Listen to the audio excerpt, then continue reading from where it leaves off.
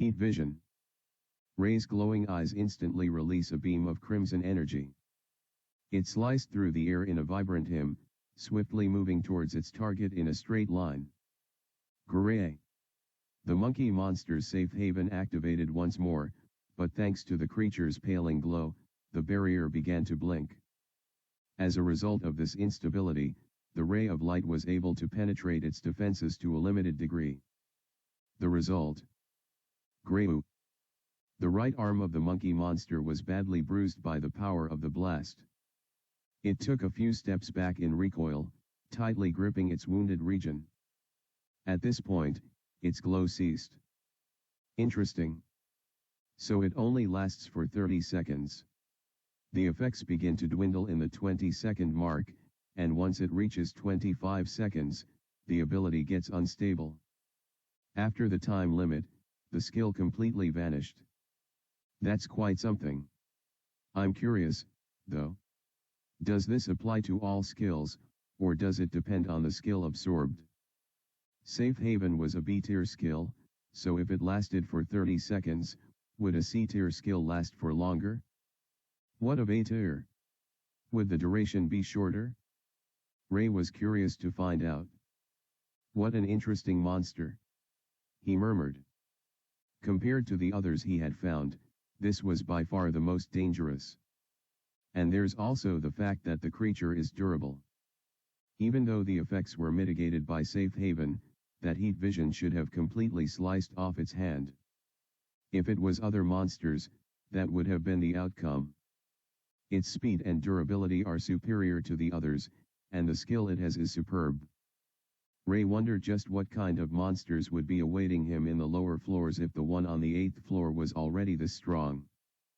I wonder how the others would fare if they faced this thing. Basic martial arts or flashy techniques wouldn't be enough to make it out of here alive. To survive in the dungeon, one needed two things. One is power. Ray grinned, taking a step forward as he focused his gaze on the growling beast. And the other was just as important.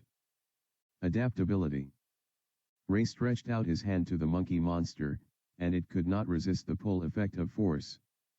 Like a helpless rag doll, it approached Ray with sheer speed. Greater corrosion. He whispered the moment the monkey monster fell into his grasp. Instantly, the body of the beast melted before Ray's very eyes. As if it was disintegrating, its flesh turned into ash. The bones soon followed, all of them crumbling to dust as they fell from his hand. Once he was done eliminating the creature, he dusted his hand and opened his lips. Status window. Status window. Name, Ray Skylar. Race, human, otherworlder. Class, commoner, F-tier. Level, 15, 98.21% EXP. Life force, 22. Mana level, 63. Combat ability, 30. Stat points, 0. Skills, exclusive doppel. Skills, non-exclusive nil. Alignment, neutral. Additional information. You possess the weakest class, but the strongest skill. You can only be described as an overpowered weakling. End of information. As expected, he was still in the same level, though the EXP had increased compared to its previous state. A little more, and I'll level up. The higher one's level, the more difficult it was to advance further. The kind of monsters he would have to fight to grow even more had to be incomparably stronger than his previous foes. Such a system ensured Ray could never slack off or feel too powerful since he had to constantly challenge himself to see any real progress.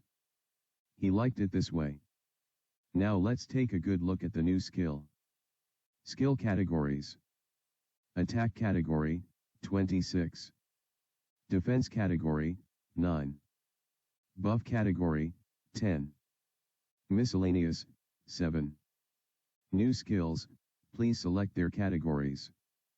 C-tier, breakdown. C-tier, copy. End of information. I see, so it was using two skills the whole time.